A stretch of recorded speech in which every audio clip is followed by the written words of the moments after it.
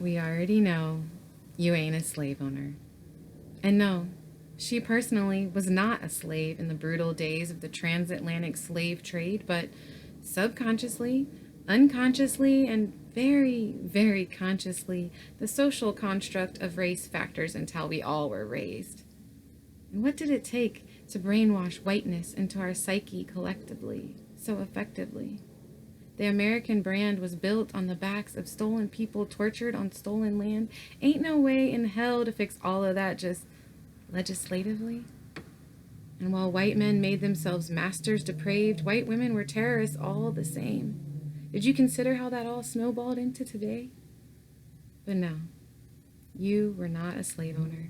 And no, she was not a slave, but still today, it is her brothers and sisters that are more likely to be thrown away in jail or killed in a hail of bullets, to be lynched without justice in numbers so disproportionate.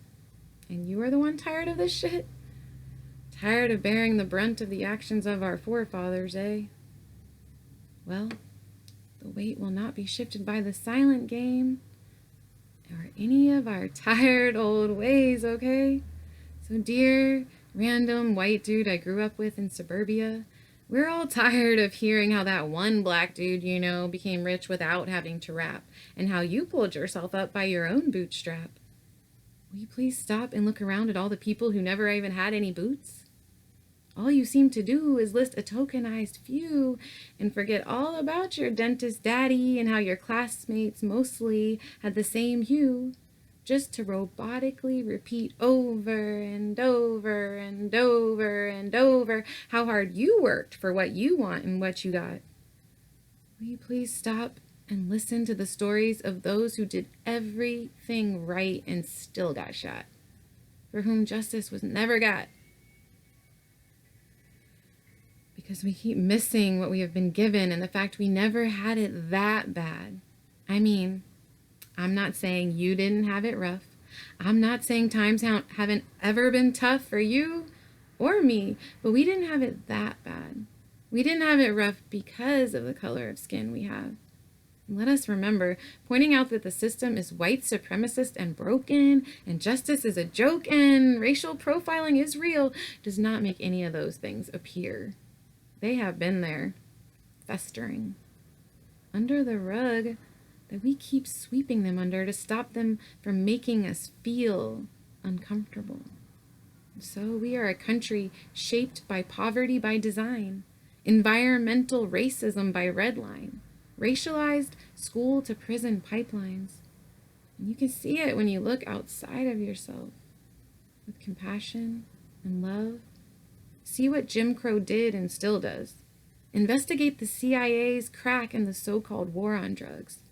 From sharecropping, Tulsa's Black Wall Street bombing, segregation, unethical medical testing and sterilization, we still got racialized social determinants of health and dehumanization tactics and trauma passed down like generational wealth. Black people still ain't free from lynching and vigilantes or threats of slave labor in the penitentiary. Can't sleep, can't shop, can't jog, can't breathe, can't be a kid, can't just live, can't just be. Social media trolls disconnected from humanity behind the computer screen saying that's just how it goes. Guilty of looking guilty. Guilty of trying to live while black. Can't be a kid, can't just live, can't just be, without the fear of being attacked and then deemed a threat to bloodlet. Justice never served, and then we collectively and conveniently forget. Consider Dylan Roof and his white supremacist shooting spree. Terrorized a whole congregation in Charleston's Emmanuel AME. Really?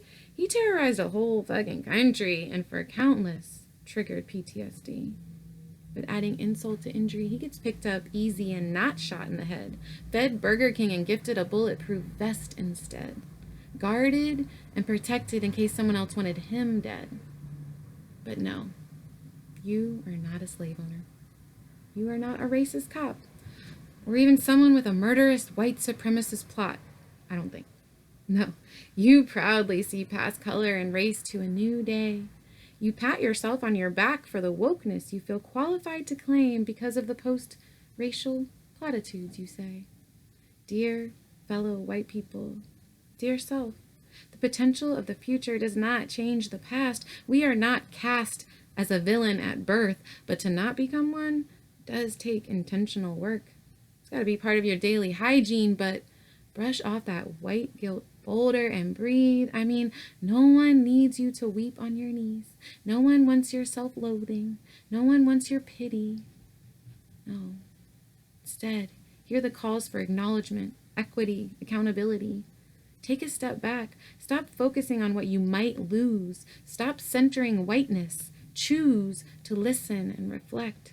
Let us take real steps to dismantle this mess, this sickness of whiteness. These calls for Black lives to finally be treated as if they matter, these traumatic testimonies sung in chorus, were not created to condemn you or me or us. Here before you are wounds, ever open, exposed, raw, infected, real, so very real and continuously afflicted. These wounds need to breathe, need to be given proper care for us to collectively feel in order for us to finally heal.